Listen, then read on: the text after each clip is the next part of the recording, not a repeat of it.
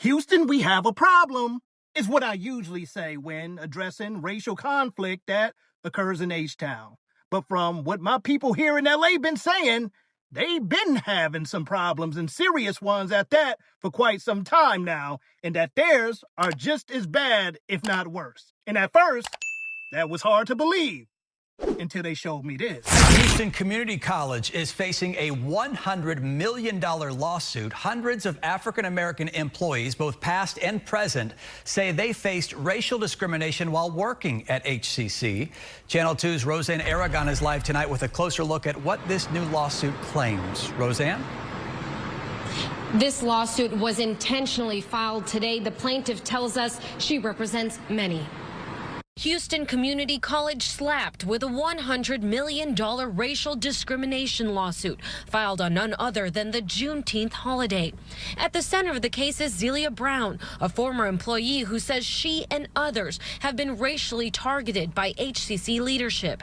The suit also reveals an email chain from Chancellor Cesar Maldonado, which states now we Hispanics are going to receive preferential treatment. This is a pattern. That's something that is methodically and deliberately done to ostracize that individual. The suit names Maldonado, HR Director Janet May, and Board of Trustees member Adriana Thomas, claiming they worked intentionally on a, quote, well-developed, systematic, entrenched, and wildly successful campaign of race and sex discrimination against top-level black employees, stating that 90% of the longtime black professionals at HCC have either been terminated or demoted, while there has been a 50% increase in Hispanic hires and promotions. Whether it is demoting them by pay, placing them in a lower level position, creating schemes. Brown says it happened to her. In 2016, she was hired to advise on grant use and compliance.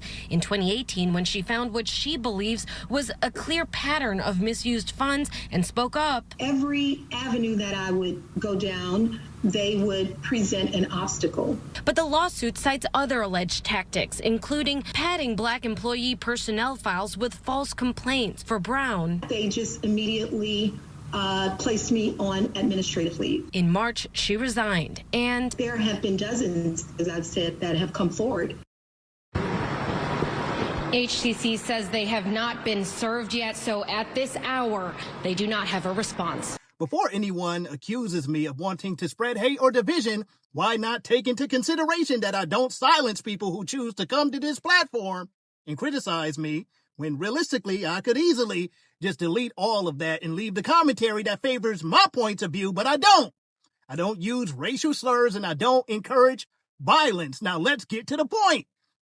Ever notice how whenever anyone speaks out on the racial divide between black and supposedly brown people, you typically hear that it goes both ways. And many times, crimes that weren't even racially motivated are used as references to prove that point. But here's my thing.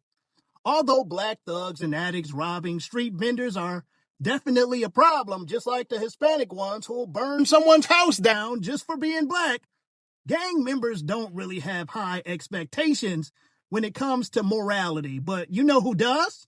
Educational board members like this, politicians like LA City Council President Nuri Martinez resigning after a leaked audio recording, first reported by the LA Times and obtained by our affiliate KNBC, captured Martinez and council member Kevin De Leon making racist and disparaging remarks in 2021. The attacks targeted fellow council member Mike Bonin and his young son, who is black. The comments, which were spoken behind closed doors in 2021, referred to an MLK parade in which Bonin participated in. Doctors like... Can you tell me what's wrong with this sample?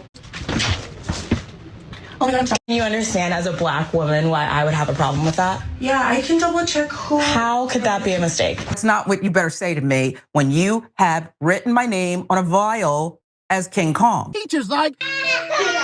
Beautiful. A 5-year-old special needs girl is heard crying after being hit with a shoe thrown across a classroom by a caregiver. In the background, at least one staff member is seen laughing.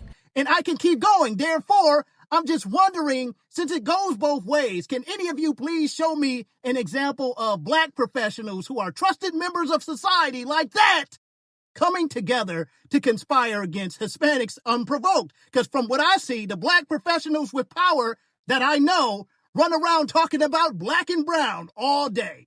Now is the time to like and subscribe. Yeah, and don't forget to hit that notification bell. Wait, what? I gotta stop smoking this.